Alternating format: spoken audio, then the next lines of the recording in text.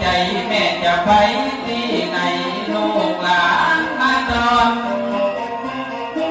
แม่ใจอยากกินอย่างว่าของเย็นของฮ้อนลูกเปิดหา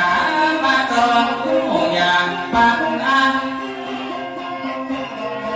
พาแม่ไปแอวแต่กับยานางนำจะเล่าไทยการให้ก็เป็นใจหินเพิ่นขี่เหนือบินหอมลึกจันป่าหลังจากประเทศแล้วยังเมืองไทยไปประเทศไก่ที่คุกไปประเทศไก่ที่อังกฤษนอนยังอันนี้เป็นวาสนาของมารดาแต่เราอดีตสอนหลานบ่าวยังก็เคยได้ไปพอเติมบุญที่แม่ยังมารักมาลายลูกหญิงลูกชายเพิ่นก็แบ่งใจหินฟ้าแอวฝรั่งเศสไปหัน